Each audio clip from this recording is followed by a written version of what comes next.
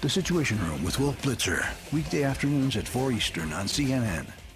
Joining us now from Capitol Hill, Congressman Ron Paul, the Republican presidential candidate. Congressman, thanks very much for coming in. You're welcome. What do you think about the president's support today for a proposal in the Senate for a 5.6% millionaire surcharge, income over $1 million, paying an additional 5.6%? In other words, on that second million, it would be $56,000 going to the U.S. Treasury. Good idea? It's a magic cure. Everything will be okay as soon as we pass it. Of course, I'm being cynical. No, it's not going to do any good at all. It's not a lack of taxation that's going on. There's just too much spending, and this doesn't solve the problem. So I see no advantage to doing what he's doing. You know that all the polls show that the majority, in some cases an overwhelming majority of the American people want higher taxes on millionaires and billionaires, as the president likes to say. Why are the American people wrong when answering that question? Well, because pure democracy sometimes leads to these ill-advised positions. You know, when there's a war propaganda going on and they beat the war drums and everybody says 75% of people want us to go to war, and then after 10 years they're sick and tired of it, doesn't mean it was right when 75% said something. This is the danger of pure democracy, when you demagogue and you attack somebody and say that we have to attack the wealthy. I don't mind criticizing, you know, the wealthy at times, and I criticize the bankers and the bailouts and the corporate people who got all the benefits, both when the financial bubble was being built, but then when it burst, they got bailed out, and then the people suffered. So, but this doesn't mean that we should attack wealth for the sake of wealth. We should stop all the subsidies to the wealth. Anybody's getting wealthy because they get contracts from the government, or because they're on the inside of the program where they get the bailouts. That's quite a bit different. We should stop that, but not blanketly penalize people who make wealth and who have created wealth and provided great services for the consumer. That seems to be a line that you hear from a lot of those demonstrators, the Occupy Wall Street demonstrators in Lower Manhattan right now. What do you make of those demonstrations?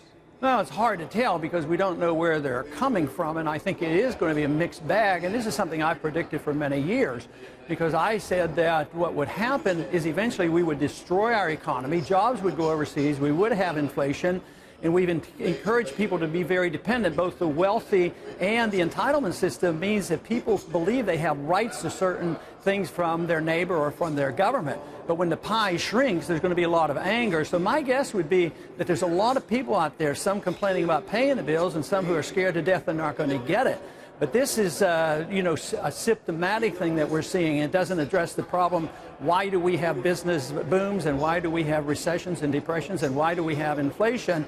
So unfortunately, this doesn't give us the answer, but I think it tells you something about the depth of the concern about the people in this country, something that I've tried to talk about for quite a few decades. I spoke with a whole bunch of people about this issue, this Occupy Wall Street demonstrations, but I want you to listen to what one of your presidential rivals, Herman Cain, told the Wall Street Journal about what's going on with these demonstrators in New York. Listen to this. I don't have facts to back this up, but I happen to believe that these demonstrations are planned and orchestrated to distract from the failed policies of the Obama administration. Don't blame Wall Street. Don't blame the big banks. If you don't have a job and you're not rich, blame yourself. You don't blame yourself, he said. What do you think about that? Well, I imagine that applies to a few people in the country, but no, I don't quite come at it that way, because the system has been biased against the middle class and the poor. When you destroy a currency, you transfer wealth from the middle class to the wealthy, because they have access to the capital and they have a lot of benefits and they get the bailouts. So the poor and the people losing their jobs, it wasn't their fault that we have followed a very deeply flawed economic system. So I am not so anxious to say, yeah, it's all your fault. If you want to be rich, you can be rich. People are begging and pleading for jobs, but there are no jobs as a consequence of bad economic policy.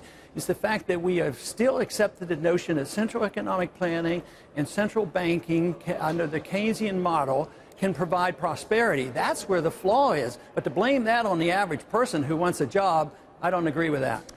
Rick Perry, the governor of your home state of Texas, if he were to get the Republican presidential nomination, could you support him?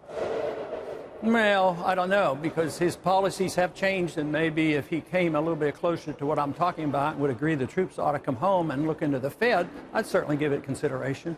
What about Mitt Romney? If he were to get the Republican nomination, could you support him?